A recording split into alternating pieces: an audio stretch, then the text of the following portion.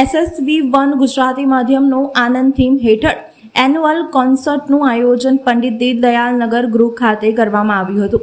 કાર્યક્રમમાં 465થી વધુ વિદ્યાર્થીઓએ ઉત્સાહપૂર્વક ભાગ લઈ ઉત્કૃષ્ટ પ્રવૃત્તિઓ આપી હતી. સમગ્ર આયોજન પ્રસંગે વાલીઓ પણ ઉપસ્થિત રહ્યા હતા અને બાળકોને ઉત્સાહિત કર્યા હતા. વિદ્યાર્થીઓને આશીર્વાદ આપવા અને પ્રોત્સાહિત કરવા માટે શિક્ષકોની મહેનત બિરદાવવા રામકૃષ્ણ મિશનના સ્વામી વિશેષ ઉપસ્થિત રહ્યા હતા. વિવિધ સાંસ્કૃતિક પ્રવૃત્તિઓમાં નૃત્ય, સંગીત, નાટક જેવી પ્રવૃત્તિઓ દ્વારા બાળકોની સર્જનાત્મકતા અને આત્મવિશ્વાસ ઊભો કરવા પ્રયાસ કરાયો હતો.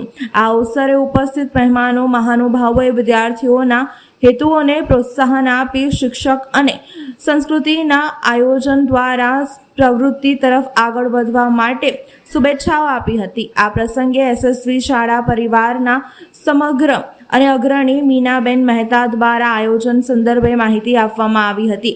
સાથે જ લોકોને ખૂબ જ આનંદમાં રહો અને ચિંતામુક્ત રહો અને લાંબુ આયુષ્ય જીવો તેવો મેસેજ પણ આપવામાં આવ્યો હતો.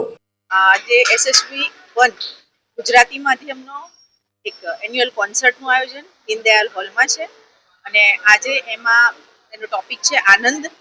જે ખરેખર દરેક મનુષ્યની અંતની ઈચ્છા તો એ જ હોય છે કે જે પોતાનું જીવન આનંદમાં જ પસાર કરે અને બાળકોએ ખૂબ સરસ રીતે પરફોર્મ કરીને સાબિત કર્યું છે કે આનંદથી વધારે મોટી કોઈ ઉપલબ્ધિ જ નથી.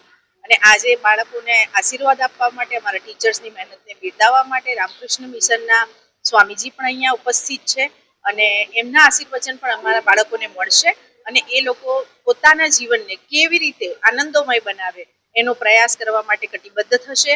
અમારા આચાર્યશ્રી અને અમારી ટીમની સખત મહેનત અને 465 કરતાં પણ વધારે બાળકો આજે સ્ટેજ પર પરફોર્મ કરી રહ્યા છે. વાલીઓમાં ખૂબ અનેરો ઉત્સાહ જોવા મળી રહ્યો છે અને આપના માધ્યમથી હું દરેક વડોદરાવાસીઓને કહીશ કે ખૂબ આનંદમાં રહો, ચિંતા મુક્ત રહો અને લાંબુ આયુષ્ય જીવો. બસ આ જ મેસેજ આપવાનો છે આજ